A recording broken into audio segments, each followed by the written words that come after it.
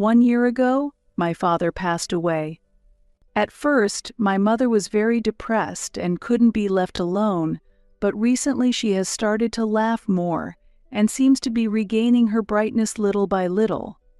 Just as our family began to stabilize, my husband acted on his own, causing great turmoil within our home. I've already told your mom about the pain in my parents' legs, and she said it's fine for us to use this space, so I think there's no problem. There's definitely a problem. This is the Owen family. Why are you driving us out and letting your family relax? For some reason, my husband brought his parents, who had been living with his brother and sister-in-law, into our home. Even my father's room, which had been untouched for a long time, was used without permission. Due to my husband, who does as he pleases, and his thoughtless parents, it has become uncomfortable to live here. Recently, my mother has been spending more time outside. This is unacceptable. No matter what, I must get his parents to leave this house. This is a story about how my husband and his parents almost took over the house after my father's death. My name is Michelle, and I am 40 years old this year. I married Wayne when I was 28. I have an illness that makes it difficult for me to work outside.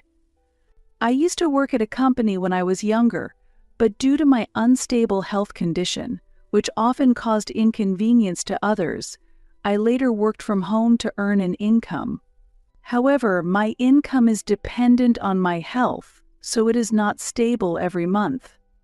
Due to this instability, living alone is difficult. So, until I got married, I depended on my parents, who were both earning, and worked during the gaps in household chores. After getting married, Wayne and I started living together in a rented apartment. Gradually, we were able to save money, and we planned to own a home in the future. However, the situation changed abruptly when Wayne told his parents that his brother had built a 2-family home to live with his parents. Following this, my parents suggested that we live with them as they were planning a major renovation of their house. My parents were concerned about my unstable income and the monthly fluctuations in it. They judged that it would be difficult for just the 2 of us to own a home, and they seemed to feel insecure about the rented apartment we were living in. I am truly grateful for my parents' proposal, but living with a spouse's parents is not easy. Even though I was considering this, I tried to respect Wayne's opinion, who was excited that my parents would provide all the funding, and he accepted the proposal to live together without hesitation. For about the next 10 years, we lived together, the 4 of us, and I felt that we had a relatively good relationship. As my father was strict, my usually carefree husband was cautious in front of him, and my parents avoided unnecessary interference, except when the 4 of us were together. Despite having an unstable income and not being able to have children, we were able to live a smooth married life without any major conflicts, thanks to the support of my parents. I will definitely repay this favor someday. With this feeling of gratitude, I had obtained a qualification for nursing care that would be necessary in the future. However, before I could utilize this qualification, my father suddenly passed away from a heart attack. Unable to accept reality, my mother lost her appetite, lost weight, and frequently fell ill. Therefore, I tried to stay close to my mother as much as possible, but during this time, Wayne's behavior gradually began to show signs of abnormality. 10 years ago, during the renovation of our house, our home was expanded from 2 stories to 3 stories. The first floor had a bedroom and toilet exclusively for my parents, and the storeroom was used as my father's study. The second floor had the kitchen, laundry space, and bathroom, which were shared by the entire family, but the living space adjacent to the kitchen was mainly used by my parents. And the third floor was entirely given to us, the couple. We had our own toilet and 2 rooms, which we used as a living room and a bedroom. Except for coming down to the 2nd floor for meals and baths, it was possible for us to live mostly on the 3rd floor. Despite having lived like this all along, after my father's passing, Wayne inexplicably started spending more time on the 2nd floor. "Why are you watching TV on the 2nd floor? This is Mom's area, right?" Despite my repeated warnings, Wayne argued, "She's currently in the bedroom, so it's fine to use this place." Using the fact that the refrigerator is on the 2nd floor as a reason, Wayne started spending his time in the 2nd floor living room daily. Knowing he was there, my mother, being reserved, stopped coming up to the 2nd floor. Even when I spoke to Wayne about this, he did not accept it. After my father's death, Wayne began to act selfishly, and we had frequent conflicts. After arguing many times, we hardly talked to each other anymore when something bad happened. 1 year after my father's death, my mother, who had been mostly homebound, started going out more often, which was a relief. What are these boxes?" This happened one night when I returned from shopping with my mother.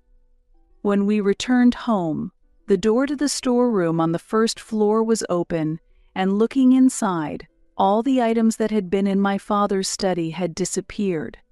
In that place, an old dresser and bed that I didn't recognize were placed. Additionally, many cardboard boxes were stacked up. Seeking the reason for what was happening, I quickly headed to the 2nd floor living room, but there was not only Wayne but also other people. In the kitchen, my mother-in-law was standing, and my father-in-law was enjoying drinks with Wayne in the living room. I called Wayne out into the hallway and asked him about the situation, but he explained, "I had to call them because Mother wasn't getting along with my brother's wife." I decided to let them use that storeroom. His answer was self-centered. "Why didn't you say anything? We haven't been talking recently, and it would have ended up in a fight anyway," Wayne said. He argued that the lack of prior consultation was because our relationship was bad. "Where is Dad's stuff?" "You didn't throw it away, did you?" I asked. "Yeah, I threw it away." "Keeping things that aren't used is meaningless," Wayne replied. Enraged by Wayne's actions, I yelled loud enough for his parents behind the door and my mother downstairs to hear. "Please leave immediately." "All right, put all the discarded items back where they were." "All right." Wayne dismissively brushed off the words I spoke in anger.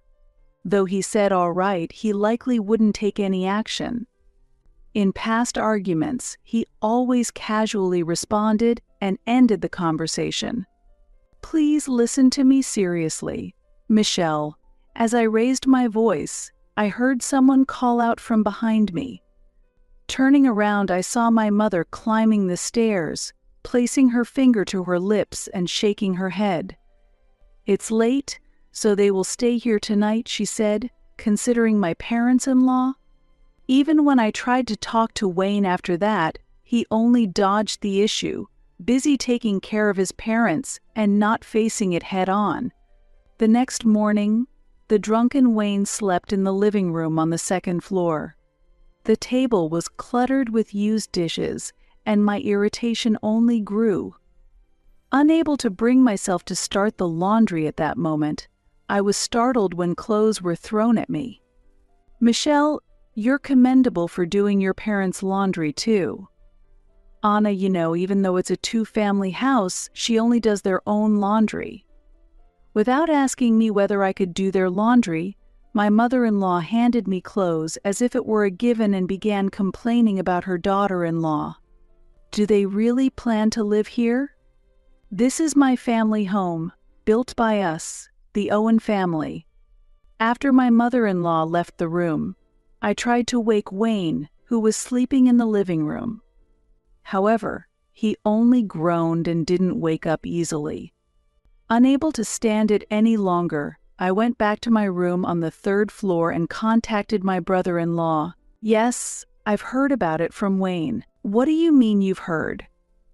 I haven't been explained anything. This is the Owen house. It's not appropriate for the Hanson family to live here. Brother, please help. Suddenly being handed laundry, I panicked. If I don't kick them out soon, they'll probably stay forever. I asked for help, but my brother-in-law simply replied, I talked to Wayne, but it seems the situation between Anna and Mother is beyond repair, and she herself doesn't want to live here. That can't be. I'm sorry, but please try to handle it. Wait, just a minute. Even as I insisted it was my parents' house, I was ignored, and the conversation was unilaterally ended, and the call was cut off. Troubled, I went back to the second floor to Wayne. Mom, my mother had just woken up and was tidying up the mess in the living room. I'll take care of this, so why don't you go wash up and refresh yourself, Mom? Originally, I had intended for Wayne to clean up, but ultimately, I ended up dealing with it. After sending my mother to the washroom, I started doing the dishes, when suddenly Wayne woke up and began rummaging through the refrigerator behind me. I washed my hands and brought up yesterday's issue again. Did you really throw away my father's belongings? Don't keep asking. Yes, I threw them away. You did this without consulting our family at all. Are you aware of that? It's really selfish. Well, there's no need to keep things that aren't used. Is this a difference in values, or was his relationship with my father just formal? My mother and I had wanted to keep my father's belongings as they were for at least a while, but Wayne had disposed of them easily. No matter how much I explain, it seems he will not understand. Though I am almost giving up on getting Wayne to understand, thinking of my mother's sadness weighs heavily on me. I can't continue living with someone who throws away others' belongings without permission. I need to think about the future. Despite warning him about the future, Wayne remained silent with a sullen face. By the way, I contacted your brother earlier. What? Why? I asked him to come pick them up. I told him we can't live together because this is my parents' house. Listen to me. I relayed the conversation with his brother, but Wayne frowned and yelled, Don't belittle my parents. They have nowhere to return. There's no such thing as having nowhere to return. They can go back to your brother's house. But they can't go back there. Then they should rent somewhere else to live. This is our parents. The argument continued, and Wayne cut off the conversation and left without listening to the rest of what I had to say. As he left, he said, Always about your parents' house, your parents' house. This is also my house. Indeed, this house is also a home to Wayne. By continuously emphasizing that it's our parents' house, I might be making him feel uncomfortable. However, my parents never accepted money from us, even when we tried to contribute monthly. You will eventually support this house on your own. With this statement, we were essentially directed to save money. Considering how much she has thought about this, I wanted my mother to be the top priority. I hoped he would refrain from taking unilateral actions just because it's our house. I struggled to figure out how to make him understand. While I was agonizing over my feelings toward Wayne, my mother returned to the second floor living room. She had probably heard our conversation on the stairs. My mother spoke to me. If they can't find a place to go, it's okay for them to stay here until they do. Your parents-in-law are also part of your family, Michelle. See, your mother understands too. Wayne argued back, empowered by her words. I was irritated by his manner of speaking but acquiesced to my mother's suggestion. Please find a new home. Okay. All right. No matter how many times I ask, Wayne's responses remain vague. I was worried whether he'd really look for a new place, but I needed to make sure this one thing was upheld. Then, 3 days later, something happened. Really. I couldn't hide my joy during the phone call. I had almost given up, thinking the items were discarded, but I was delighted when I contacted a junk removal service and confirmed that my father's belongings were still intact. After hanging up, I immediately contacted a storage facility I had been researching. I had arranged to store my father's belongings there during my parents-in-law's stay, as they might get thrown out again if left at home. Before leaving, I stopped by my mother's room on the first floor, but she wasn't there. I wanted to tell her about the safely stored items, but I couldn't find her anywhere. So, I went to the living room on the second floor. Oh, Michelle, my tipsy mother-in-law greeted me with a smile. Despite it being early, she was already heavily intoxicated. "Are you going out?" Wayne, still in his work clothes, was drinking in the living room. The usually tidy second-floor living room was now cluttered with empty cans and dishes. I had repeatedly told my parents-in-law to use the third-floor living room, but they were still on the second floor today. I couldn't sense any intention from them to look for the new residence they had promised. I called Wayne into the hallway to talk. "Why won't your parents go up to the third floor?" "They say their legs hurt." "But Mom is on the second floor. Their legs hurt, so it's even more difficult for them to go up to the third floor. It would be resolved if your mother would go up to the third floor instead." No matter how much I complain, Wayne always seems to override my opinions.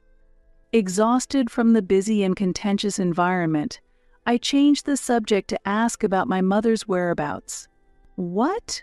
"She went to a net cafe." I was surprised by Wayne's answer. "Yes, with a friend." "Your mom is really youthful. She handles the computer just fine and might come back late tonight." Wayne seemed impressed by my mother's youth, but I couldn't imagine her spending time in a net cafe.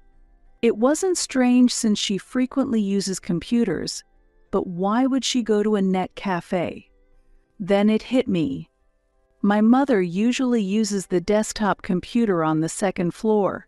Since it's not portable, she might be feeling inconvenienced. "Hey, can we let my mom use the second floor?" The second floor has the computer. There's no TV in the first floor bedroom, and it seems like my mother has a lot of spare time. Even when I asked, Wayne looked displeased. "I've already told your mom about the pain in my parents' legs, and she said it's fine for us to use this space, so I think there's no problem." There's definitely a problem. This is the Owen family. Why are you driving us out and letting your family relax? I often feel that Wayne lacks understanding. The reason my mother went to the net cafe was probably because she wanted her own space. Saying she went with a friend was clearly a lie. I suspected it was a statement made to consider Wayne's feelings. Even so, Wayne seemed to conveniently believe my mother's story. "You always think only of your parents."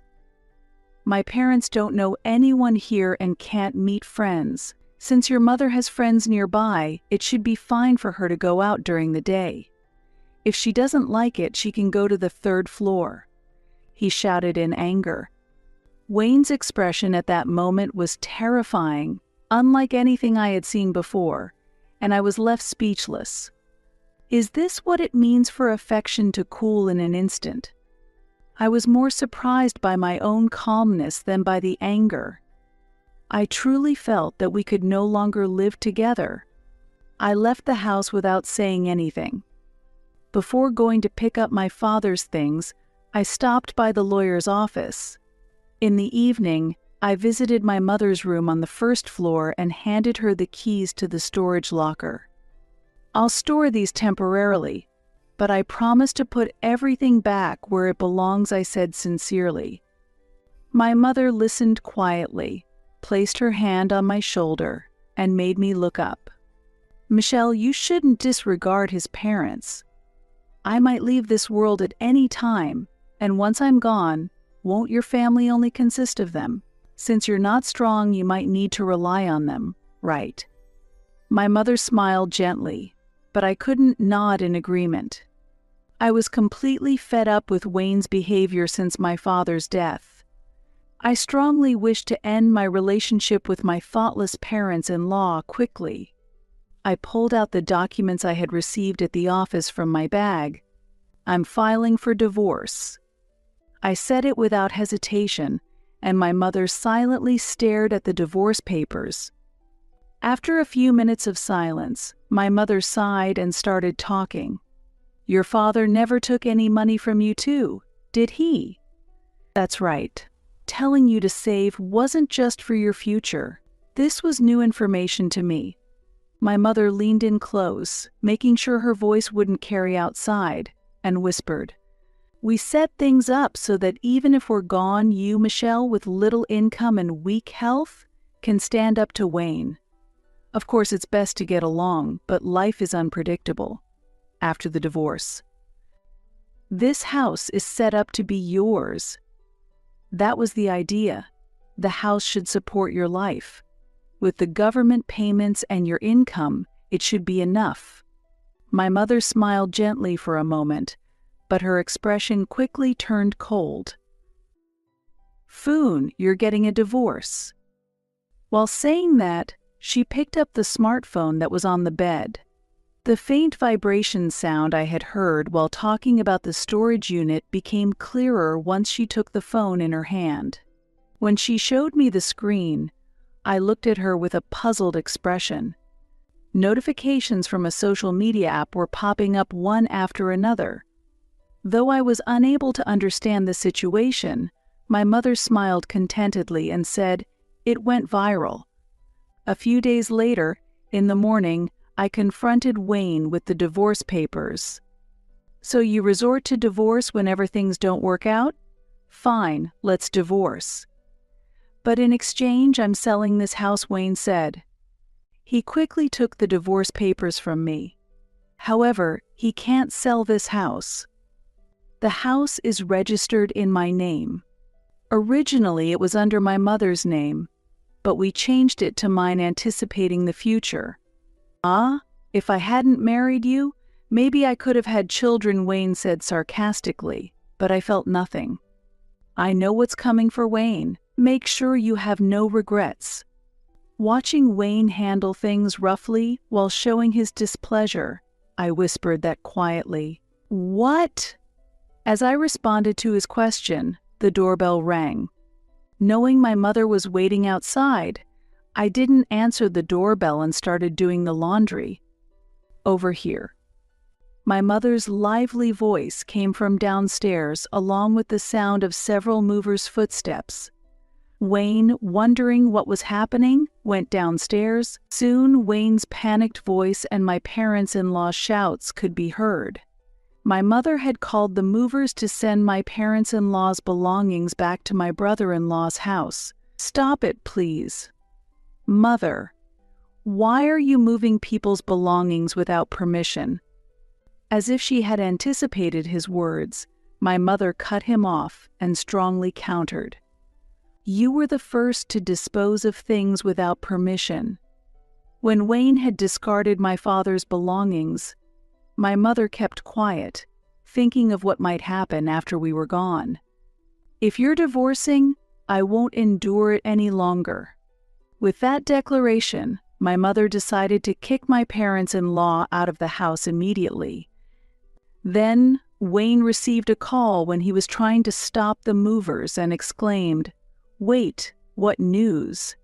He picked up the phone and frantically turned on the TV while likely talking to a friend. The program shown on the screen was a morning TV show that creates news from social media posts. Wait, is that our house? As the image of our home appeared on the TV, Wayne was shocked. I couldn't believe that my mother had been doing this on social media. The events of the night I declared the divorce came rushing back. It went viral. At that time, What my mother had shown me was the screen of the social media app currently being broadcasted on TV. It had posts saying, "My daughter's husband is causing problems. We might lose the house," and starting with that post, my mother's tweets garnered a lot of sympathy, leading to interview requests from major newspapers. Originally, my mother had no intention of participating in interviews, but as soon as she learned of my decision to divorce, she changed her mind and responded positively to the interview offers, which led to the progression of the story. As I stared at the TV showing our house, my mother whispered softly, "Now Wayne will also find it hard to stay here, won't he?" In that moment, her eyes sparkled as if filled with joy. I stared coldly at Wayne, who was pale-faced. He undoubtedly feared that this would become known at his workplace. The power of the media is immeasurable, and once information is circulated, it's inevitable that people will try to find out who owns the house. Eventually, photographs of Wayne, my parents-in-law, and our family were widely published on the internet. Driven into a corner, Wayne hurriedly submitted the divorce papers, packed his belongings, and left the house. Thus, peace finally returned to our home. I was able to safely return my father's belongings to the storeroom, and I feel relieved. Currently, my mother and I live peacefully together, but there might come a day when I will be left alone in this house. Yet, I am determined to cherish this house, never forgetting my gratitude towards my father